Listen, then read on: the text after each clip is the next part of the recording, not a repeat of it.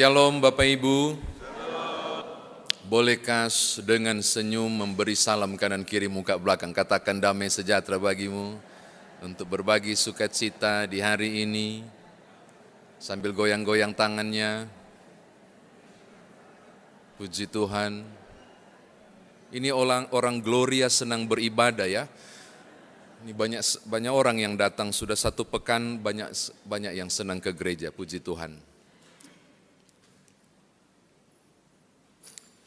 Saya mulai dengan pertanyaan, adakah di antara Bapak Ibu yang memiliki anak yang dikasih nama Yudas? Ya, saya tanya tuh, adakah? Mengapa tidak ada? Ada yang bilang takut. Takut bikin apa? Ada orang ngeri menggunakan nama Yudas, apalagi memberi nama kepada anaknya. Tapi tahukah Bapak Ibu, Yudas punya nama ini memiliki arti yang sangat baik. Jadi ke depan kalau ada yang mau kasih nama enggak apa-apa, dia punya arti bagus kok. Yudas ini sebenarnya nama Ibrani yang dihelenisasikan, maksudnya ini sebenarnya nama Ibrani yang diyunanikan. Kalau nama Yudas itu nama Yunani. Nah, nama Ibraninya itu adalah Yehuda. Jadi kalau Yudas Yunaninya, Ibraninya Yehuda. Yehuda itu berarti dia yang bersyukur, dia yang memuji. Bersyukur kepada Allah, kepada siapa? Kepada Almighty God. Memuji siapa? Mengagungkan Almighty God. Jadi Yehuda atau Yudas punya arti positif. Dia yang memuji atau dia yang bersyukur. Sudah mulai tertarik? Oke, jadi sudah mulai ingat, oh ya, kasih nama Yudas nanti ke depan.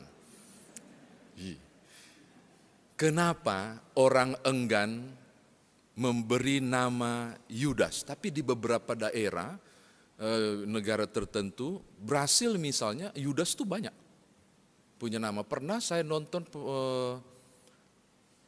tinju. Brasil itu mana ya? Namanya Yudas, petinjunya. Penantangnya Yesus. Oh iya beneran Bapak Ibu, beneran. Saya lupa siapa yang menang waktu itu, tapi itu nama yang biasa dipakai. Kita aja yang terlalu sulit. Mengapa kita enggan dan tidak nyaman ketika bicara tentang Yudas? Karena paling tidak Alkitab memberi konfirmasi yang tidak nyaman tentang tokoh ini. Yohanes pasal 6 ayat 71, sebab dialah yang akan menyerahkan Yesus. Jadi dikasih nama Yudas, dan murid itu bernama Yudas, dikasih keterangan koma, sebab dialah yang akan menyerahkan Yesus. Dikasih marga itu, atau Markus 3 ayat 19, Yudas, kasih koma lagi, yang mengkhianati dia. Mulai jadi nggak enak kita pakai nama itu. Atau Lukas 6 ayat 16, Yudas yang kemudian menjadi pengkhianat. Jadi sebenarnya kata keterangan yang dimunculkan oleh Alkitablah dan peristiwa yang terjadi tentang Yudas lah, saya kira yang menyebabkan orang enggan, orang Indonesia barangkali, orang luar negeri enggak, yang enggan menggunakan nama ini. Padahal dia memiliki nama yang sangat istimewa. Orang yang memuji atau orang yang bersyukur. Ini hal yang pertama. Yang kedua, yang menarik dari Yudas Bapak Ibu adalah ternyata Iskariot namanya itu, atau orang Keriot itu, ini bapaknya bernama Simon, orang Keriot itu ada di daerah Yudea. Kalau Bapak Ibu mau gali, ini nama Yudas, ini orang Keriot, berarti dia berasal dari daerah Yudea dan dikenal dengan, saya punya catatan, Keriot Hesron. Jadi kalau Yudas dia pasti dari wilayah Yudea. Nah, ketika saudara rujuk dan lihat tentang 12 murid, kita jadi tertarik. Kenapa? Satu-satunya murid yang tidak berasal dari Galilea adalah Yudas. Dari Yudea. Yang lain dekat-dekat pinggiran danau atau pantai. Tapi kalau Yudas justru dari Yudea, bukan dari Galilea. Dia berbeda asalnya dari kelompok yang lain. Kelompok 12 itu ada satu yang tempat asalnya berbeda. Dia Yudea, sementara yang lain Galilea. Mau menyebut tentang kayaknya dia sangat istimewa. berbeda dari murid yang lain. Ini catatan saya yang kedua tentang Yudas. Sekarang mari kita lihat karirnya supaya Bapak Ibu kenal. Yudas itu siapa? Sayang sekali kita jarang mengkhotbahkan tentang Yudas di minggu-minggu sengsara. Tapi hari ini luar biasa karena Gloria memilih bacaan ini untuk disampaikan. Jadi kita cari tahu dulu dia punya karir. Saya punya catatan Bapak Ibu. Markus pasal 3 ayat 13 sampai 39. Dari begitu banyak orang yang mengikuti Yesus, Tuhan hanya memilih, di Injil Matius juga ada, 12 orang. Ini yang pertama. Yang kedua, kalau lebih jauh kita gali di pasal-pasal pertama Injil Matius maupun Lukas, ajaibnya Yudas dipilih.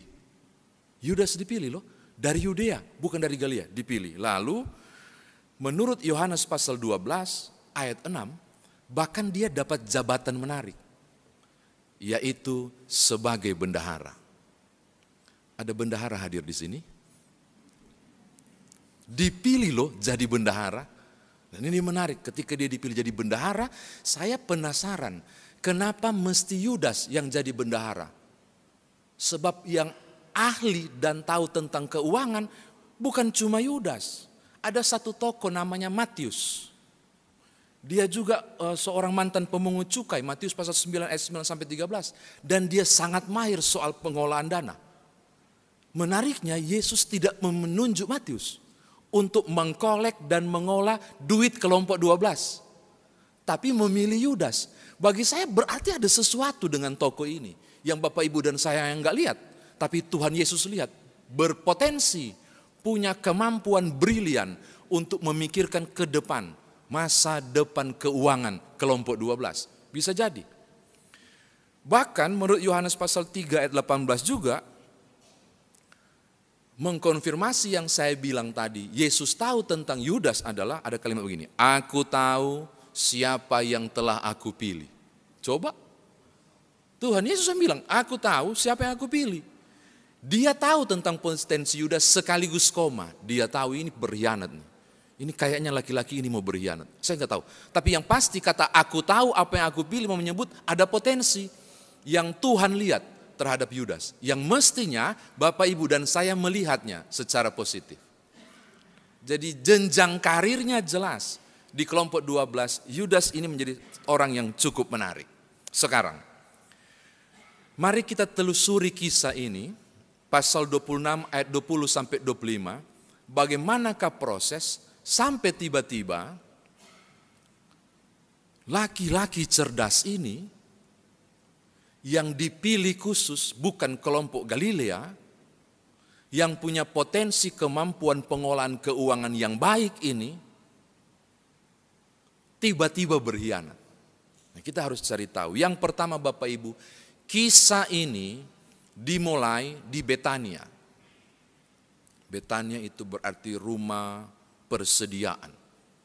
Di saat ada seorang perempuan yang membasuh kaki Tuhan Yesus dengan minyak narwastu, pasal 26 ayat 6 sampai 13 yang kita enggak baca. Lalu kemudian reaksi para murid di Matius 26 ayat 8 kan, untuk apa pemborosan minyak ini? Minyak ini sangat mahal. Minyak ini bisa digunakan untuk menolong orang-orang miskin. Saya langsung begini, minyak narwastu bisa dipakai menolong orang miskin. Wow, berarti mahal banget ini minyak. Kasih makan orang miskin. Murid-murid protes di Injil Matius bahwa sebaiknya minyak mahal ini jangan dipakai. Itu pemborosan bisa digunakan untuk orang miskin. Pertanyaannya, siapa yang protes itu? Kalau di Injil Matius cuma bilang murid-murid. Tapi kalau Bapak Ibu buka Yohanes 12 ayat 6, kita tahu siapa yang protes. Siapa? Bendahara PHE, salah bendahara PHMJ lagi.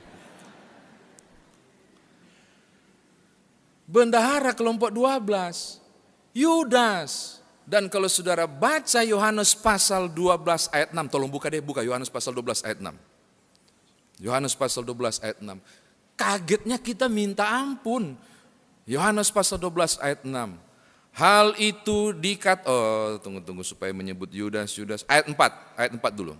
Namun Yudas Iskariot, seorang murid Yesus yang akan segera menyerahkan dia berkata, mengapa minyak narwastu ini tidak dijual 300 dinar dan uangnya diberikan kepada orang-orang miskin? Hal itu dikatakannya bukan karena ia memperhatikan orang-orang miskin, melainkan karena ia seorang pencuri. Ia sering mengambil uang yang disimpan dalam kas yang dipegangnya. Oh wetae, korupsi kotek dia. Di sini baru jelas bahwa mentalitasnya adalah mentalitas uang.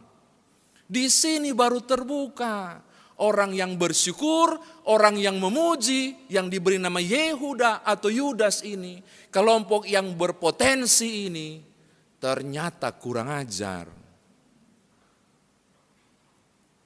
Ternyata haus akan uang. Saudara tahu dia bilang 300 dinar dia punya harga. Bapak Ibu tahu 300 dinar di kurs sekarang berapa? 1 dinar itu satu hari, upah pekerja sehari. Di Bekasi berapa satu hari bayar? 500 ribu. Satu hari. 100 ribu, 150 ribu. Kali akang 300, itu harga minyak narwastu. Mahal loh. Dan dia bilang, waduh ini ini kalau kumpul pak kita.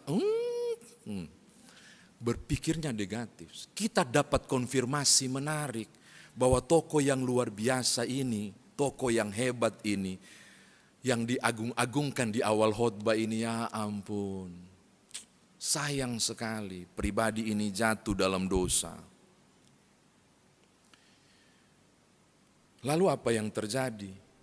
Habis dia ngomong soal minyak itu kan, kita menemukan di Matius 26 ayat 15 yang orang tidak baca, 5 ayat sebelumnya kan. Ternyata sebelum duduk makan Bapak Ibu, dengarkan ini menarik karena banyak orang bilang, ada orang bilang gini, andai kata Yudas tidak berkhianat, maka Yesus Kristus tidak mati. Dan kalau Yesus Kristus tidak mati, dunia tidak diselamatkan. Maka sesungguhnya Yudas Iskariot adalah juru selamat kedua. Nanti saya mau jelaskan karena banyak orang berpikir begitu. Ada juru selamat kedua yang rela mati demi kita. Rela mati gimana? Dia yang coko didi kok. Lalu kita lihat apa yang terjadi. Pengkhianatan itu tidak terjadi di meja makan. Pengkhianatan itu terjadi di Betania. Waktu dia sedang mengagung-agungkan tentang orang miskin yang perlu ditolong dengan 300 dinar. Kan ayat 20 pasal 26 ayat 15 dia menyelinap ke belakang kan. Dia bertemu dengan pemuka agama. Nanti saudara baca. Dia bilang begini, berapa kau bayar aku untuk menyerahkan rabi guruku? Ternyata proses pengkhianatan sudah terjadi jauh-jauh waktu sebelum duduk makan perjamuan kudus. Ternyata Yudas sudah dalam kondisi tidak kudus ketika sehidangan dengan Tuhan di meja perjamuan. Ternyata dia sudah tidak suci saat duduk bersama di meja suci, last supper, makan terakhir bersama gurunya. Dia sudah melakukan duluan pengkhianatan itu, yaitu menerima 30 keping perak untuk serahkan gurunya. Sekarang saya kira kita harus penasaran, berapakah 30 keping perak supaya kita tahu ini Yudas memang mata duitankah atau bukan. Bapak Ibu, saya cari-cari referensi. Itu 30 keping perak mahal enggak? Di kurs sekarang sehingga bisa menjawab kebutuhan bahwa sang bendahara ini haus uang. Ada 3 macam kurs yang saya dapat. Ini tenta dirham atau tentra dirham, itu 30 keping perak ini, keping perak itu disebut tentra dirham. Koin ini terbuat dari perak, pertama kali itu muncul tahun 14 sampai 15 sebelum Tuhan Yesus, sejaman dengan masa kehidupan Tuhan Yesus. Koin ini memiliki keping dengan 4 dirham, keping perak dengan 4 dirham. Nah, 1 dirham itu 16 sen dalam kurs dolar Amerika. 1 keping perak tentra dirham berarti 4 kali 16 sen. Ini kurs yang pertama. Itu berarti 64 sen. 64 sen itu berarti kalau dikurskan berarti 64 kali 30 kita akan dapat 1.920 sen atau 19,2 dolar. Kalau di kurs sekarang berapa? 1 dolar. 19 dolar itu berapa? 300-an ribu ada? Sekitar itu. Atau berarti Tuhan Yesus kalau pakai kurs pertama bisa ditukarkan dengan Nokia jadul yang cuma bisa SMS. Atau kurs yang kedua, menurut Wikipedia, 30 tetra dirham ini adalah gaji 4 bulan buruh, 120 hari. Kalau gaji misalnya 1 bulan 2,7 juta misalnya UMR-nya, dapat gak UMR sekarang? Itu, maka dia akan ada di angka 10.800.000. Mungkin setara dengan iPhone 12 sekarang. Mungkin, saya nggak pernah tahu karena saya punya handphone mereknya Casio. Dikasih orang. Itu enak jadi pendeta gitu, dikasih orang. Ada juga yang menarik Bapak Ibu. 1 uang perak itu harganya 1 dinar. Nah 1 dinar itu tadi saya bilang upah pekerja sehari 150. Berarti 30 kali 150 sama dengan 4.500.000. Mungkin Samsung A34 seri 5G udah bisa dapat. Kenapa saya tuturkan ini kepada saudara? Gak mahal-mahal amat. Ternyata gak gede-gede amat dia dapat. Maka perlu diduga kemungkinan besar ini bukan cuma faktor duit.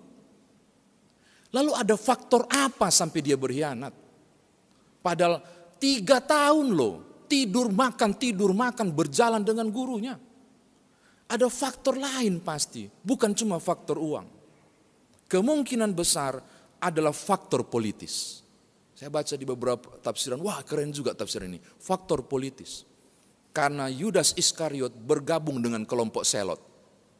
Kelompok yang bergerak di bawah tanah untuk memerdekakan Israel dari Romawi. Maka yang dibuat adalah kita buat jadi pemicu. Yesus ditangkap.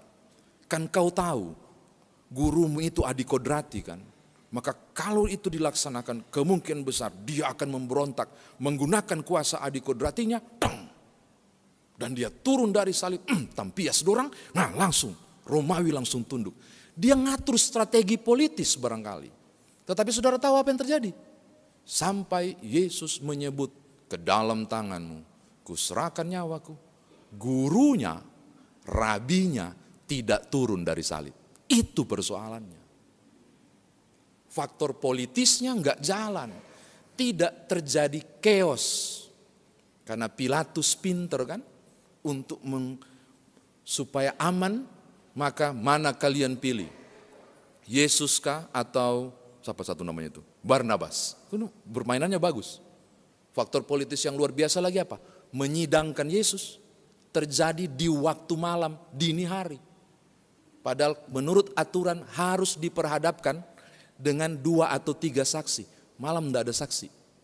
Makanya sejak awal pengadilan di Mahkamah Agama, Yesus sudah dicurangi. Ini terjadi loh. Maka saya mau katakan begini, faktor politis mungkin benar. Faktor uang juga barangkali, walaupun tidak besar juga keuntungannya. Cuma dapat iPhone kok. Mengapa dia bunuh diri? Orang bilang, karena dia sadar, karena dia bertobat, tidak. Kalau dia bertobat, dia minta ampun. Tapi yang terjadi adalah, dia menggantungkan diri. Dan Matius pasal 27, ayat 5-8, dia gantung diri. Ayat 6, uang itu tidak diterima. Dia kan lempar, dia kembalikan. Maka mahkamah bilang, no, kita nggak boleh terima. Kenapa? Karena uang ini uang darah, uang pengkhianatan, nggak boleh. Akhirnya apa? Ketika dia gantung diri, 30 keping perak dipakai beli sebidang tanah yang diberi nama Hakaldama, tanah darah. Yang konon katanya nggak ada tumbuh sama sekali apapun di situ. Kasihan, Yudas mati. Saya kira demikian firman Tuhan ditafsirkan bagi kita. Nah, sekarang bagaimana kita bawa dalam kehidupan beriman kita? Yang pertama, Bapak Ibu,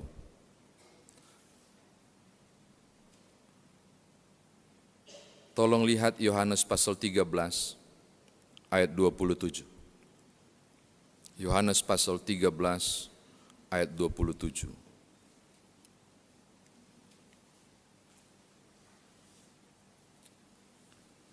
Bagusnya kita baca sama-sama. Yohanes 13 ayat 27. 2, 3.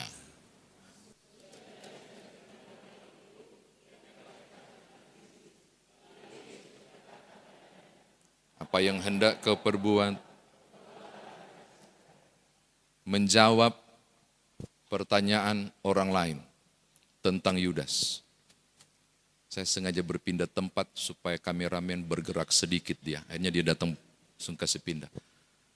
Pengkhianatan ini bukan cuma soal uang, bukan cuma faktor politis.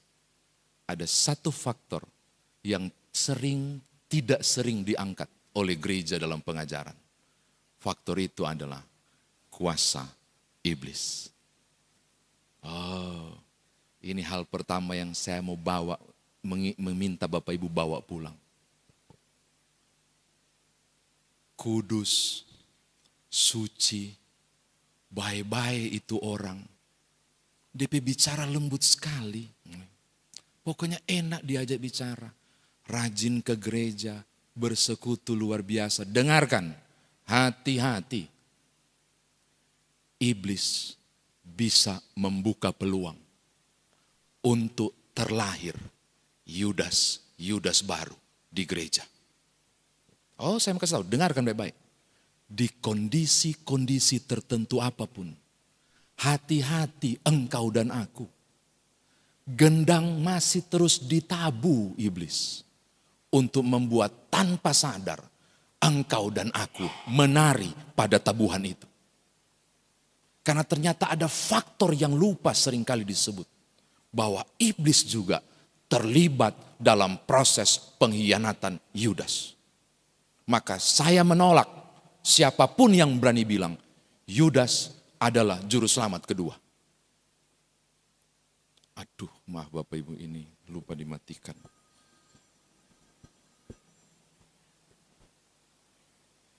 Ada Yudas di handphone saya ini. Dia bunyi tiba-tiba. Saya sudah sampai di mana ya? Handphone. Maka poin pertama ini perlu digali lebih jauh. Kelihatan berpotensi loh. Satu-satunya orang Yudea dibandingkan kelompok Galilea. Pintar mengolah keuangan. Dan Tuhan Yesus bilang, aku tahu kok siapa yang aku pilih. Dia lihat potensinya. Tetapi ternyata iblis terlibat di dalamnya. Yohanes 12 memberi konfirmasi menarik. Kenapa sampai iblis tertarik untuk pakai Yudas? Ternyata tidak kebetulan. Karena motivasi dia ambil jabatan bendahara itu supaya dia dapat keuntungan. Yohanes 12 bilang mencuri uang itu. Maka poin kedua mau ditekankan ulang. Betul, iblis menabuh gendang dan merebut Yudas. Tapi tidak dimulai dari iblis juga. Dimulai dari Yudas yang sudah mulai miring-miring ke kiri. Mulai kiri-kiri. Hati-hati Bapak Ibu. Engkau mungkin berpikir dosa kecil kok. Aman-aman saja kok. Oh, itu peluang bagi kuasa kegelapan memasuki dan merasukimu untuk jatuh dalam dosa. Amin. Mesti kasih tahu. Supaya, iblis bisa pakai siapapun loh. Dan menggoda siapapun. Ketahanan kita diuji di situ. Kenapa Yudas kalah? Karena memang sudah niat jahat. Karena Alkitab sudah bilang kan memang dia ternyata suka mencuri. Belum soal keping perak, tapi sudah mencuri. Ini hal yang pertama untuk dibawa pulang. Yang kedua, apa beda antara Yudas dan Petrus? Bagi saya, dorang dua nyanda ada beda. Oh beda pendeta, Petrus itu cuma menyangkal. Yudas berkhianat, sama. Menyangkal itu berkhianat. Kau kenal orang itu? Nah bukan. Nggak tahu dari mana dia. Sampai ayam berkokok 3 kali. Ayam berkokok dia menyangkal Yesus 3 kali kan. Dia menolak Yesus dan tidak mengakui tentang Yesus. Itu bukan menyangkal, itu juga berkhianat. Tapi apa beda antara Yudas dan Petrus? Yudas mengakhiri penyesalannya di atas pohon menggantungkan diri. Petrus mengakhiri penyesalannya barangkali ke tembok ratapan. Dia pukul orang Israel begitu, pukul kepalanya. Pukul dan menangis dan bertobat. Kita menemukan hal yang kedua. Kalaupun di minggu sengsara ini berpikir tentang pengkhianatan ini, adakah di antara saya dan Bapak Ibu mulai masuk tanpa sadar di wilayah itu? Pada tabuhan iblis, dengarkan. Pilih 2 opsi. Berakhir seperti Yudas atau seperti Petrus. Bertobat. Minta ampun. Saya mau pilih seperti Petrus. Kenapa? Karena siapapun Bapak Ibu dan saya, termasuk saya, pendeta kesiang, mungkin, sangat mungkin jatuh. Oh bisa. Godaannya luar biasa. Maka kalaupun aku jatuh, Tuhan ampunilah aku. Bapa, ampunilah mereka. Karena mereka tidak tahu apa yang mereka perbuat. Perkataan salib itu bukan cuma untuk mereka di situ. Tapi juga untuk Yudas. Untuk Petrus, tapi saya nggak tahu nasibnya Yudas. Kalau Petrus saya yakin, pasti diampuni. Makanya dia dipakai luar biasa. Jadi poin kedua, kalaupun ada di antara Bapak Ibu yang barangkali di kondisi-kondisi antara hitam dan putih, pulang. Baliklah selagi masih ada waktu.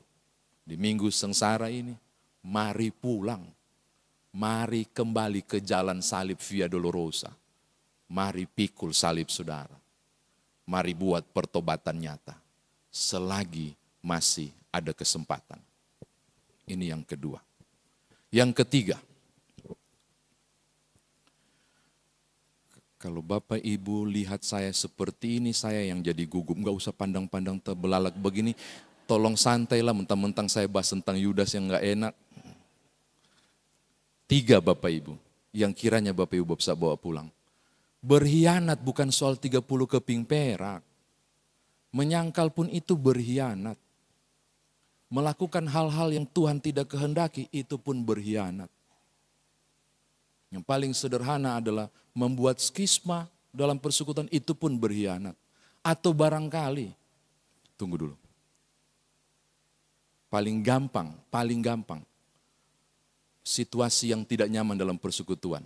Orang Makassar bilang baku bombe. Orang mana bilang baku feyem. Indonesia bilang nanti Desember baru jabat tangan. Di sini aman-amankah? Serius. Luar biasa berarti. Tidak usah dilanjutkan ini khotbah, berarti aman. Melukai hati sesama. bicara tidak terkontrol, lalu orang terluka. Oh Bapak Ibu, kita sedang tidak mengajarkan kasih Kristus. Hati-hati, iblis bisa menabuh gendang pada tindakan itu, menjadi luka yang lebih besar dalam persekutuan. Hal ketiga untuk dibawa pulang di Minggu Prapaskah pertama, memasuki Jumat Agung. Ini hari apa? Selasa, Rabu, Kamis, Jumat nanti. Saya kira di meja perjamuan kita mesti layak. Namanya perjamuan kudus, namanya sakramen. Kita pun mestinya tidak seperti Yudas yang duduk sehidangan dengan Tuhannya. Dia main belakang sebelumnya. Dia dalam kondisi tidak kudus. Ada di meja itu, saya mau katakan hal yang sama. Rabu, Kamis, Jumat. Ada 3 hari kesempatan. Bapak Ibu mengoreksi diri dan saya. Agar tidak terkategori mentalitas Yudas yang duduk sehidangan dengan Tuhan, tapi dalam kondisi yang tidak layak. Lepaskan pengampunan. Terluka sekalipun. Nggak bisa pendeta, dia yang salah. Kita yang terluka. Mestinya dia yang datang minta maaf. Itu banyak-banyak juga perkataan pembelaan yang begitu. Maka dia yang salah lah yang datang. Kalau saya ditanya begitu, betul Bu atau Pak, Bapak yang benar. Bapak yang benar, Ibu yang benar. Tapi justru karena Bapak yang benar dan Ibu yang benar, pigijo. Dan maafkan. Baca Roma 12. Barang siapa yang benar, datang pergi melepaskan pengampunan justru kepada yang mengkhianati, dia sedang menumpuk bara api di kepalanya. Hihihi. Keren banget tuh ayat itu. Maka kalau orang yang bikin sakit hati ke saya, akan ku datangi rumahnya. Saya minta maaf. Tapi tulus. Jangan datangkan bara api Tuhan, timpakan bara api sekarang. Enggak. Saya tulus, saya akan datang. Yang saya bilang adalah apapun, entah soal perselisihan atau dosa kecil atau besar, padahal tidak ada dosa kecil atau besar, apapun Bapak Ibu, tolonglah perbaiki, masih ada berapa hari untuk masuk di meja Tuhan. Biar mentalitas kita bukan mentalitas Yudas yang duduk di perjamuan kudus itu. Tadi saya bilang terakhir, ini terakhir sekali. Saya sudah permisi ke KMJ, boleh enggak 30 menit, boleh bilang boleh. Kalau Nyoman Jepun boleh katanya, berarti kalau yang lain enggak, puji Tuhan. Saya dapat hak istimewa.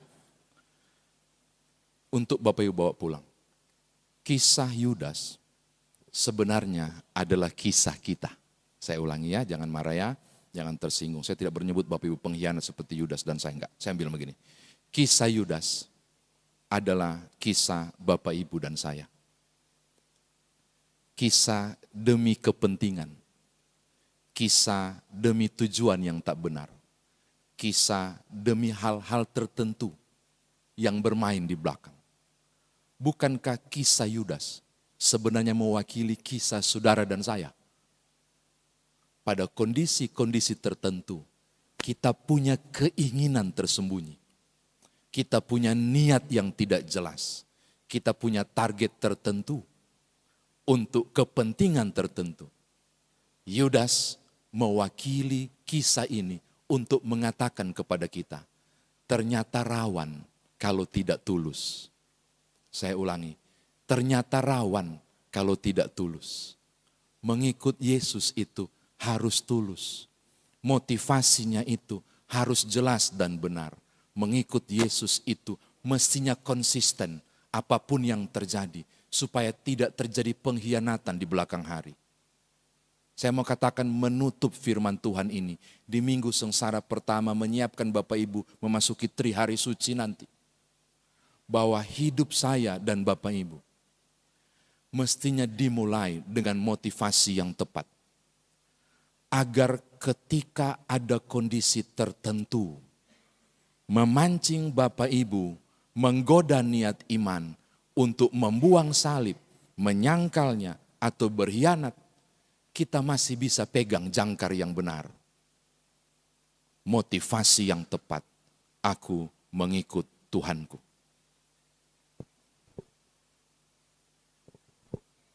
Bapak Ibu lihat ada gambar ikan di sini toh. Ini benarnya ke kiri atau ke kanan ikannya? Itu bahasa Yunaninya iktus. Apa arti iktus? Iktus itu bahasa Indonesianya adalah ikan. Tapi huruf-huruf pertamanya itu punya makna. Yesus Kristus, anak Allah juru selamat. Itu artinya, di kalimat huruf-hurufnya itu punya arti. Yesus Kristus juru selamat, anak Allah juru selamat. Itu punya makna. Bapak Ibu tahu simbol ini dipakai kapan? Pertama kali. Gereja mula-mula. Di saat mana? Saat nggak boleh bergereja. Saat mereka dicari oleh pemerintah pada zaman itu. Saat mereka dikejar-kejar sebagai bidat dari ibadah Yahudi. Saat mereka dicari untuk dibunuh. Apa yang mereka buat? Mereka nggak bisa beribadah lagi di sinagoge. Mereka kemana? Mereka ke katakombe. Bapak Ibu tahu katakombe? Kuburan. Lalu bagaimana sampai muncul ini kode ini, iktus ini? Karena Yesus Kristus anak Allah juru selamat mereka pegang dan menemukan kode, terilhami oleh gereja perdana pokoknya ini kode ini. Kode itu dipakai di mana? Di banyak tempat untuk pengenalan jati diri, tidak perlu pakai KTP. Ketika saya lagi mau cari tempat ibadah, di katakombe nomor berapa ya? Di gua nomor berapa ya? Di kuburan nomor berapa? Gua kan kuburan itu untuk saya beribadah. Saya penasaran di mana ya? Saya akan pergi ke tempat ramai. Lalu saya akan membuat tanda begini. Setengah lingkaran begini aja. Baru saya pergi dan mulai lirik-lirik begini. Tiba-tiba datang ibu-ibu yang terlambat ke pasar. Namanya Ibu Widi. Beliau balas lingkaran saya begini. Waktu saya bikin begini, beliau balas begini. Jadi iktus. Langsung aku ngekor ke dia. Di mana Bu? Katakombe nomor 9 yang ada pakai obor 1 itu. Dan beribadahlah aku. Apa yang saya mau katakan? Tidak ada godaan yang mengalahkan engkau untuk membuat engkau menyangkal Kristusmu. Jika motivasimu tepat mengikuti dia. Jika motivasi pelayanannya tulus, maka engkau tidak akan buang salib di pertengahan periode pelayananmu. Jika motivasinya tulus, godaan apapun di jabatan di luar sana untuk sangkali Yesus tidak akan aku dan Bapak Ibu lakukan. Di seganteng dan secantik apapun pemuda dan pemudi di luar sana, kalau motivasiku tulus ikut Yesus, tidak akan melunturkan imanku untuk tetap mengikuti dia. Saya mau tutup untuk bilang begini, hanya orang yang punya kemurnian motivasi tulus mengikut Yesus yang akan terus sampai di sana. Siapakah orang-orang itu? Saya percaya engkau dan aku di ruangan ini. Amin. Tuhan berkati Bapak Ibu. Haleluya. Amin.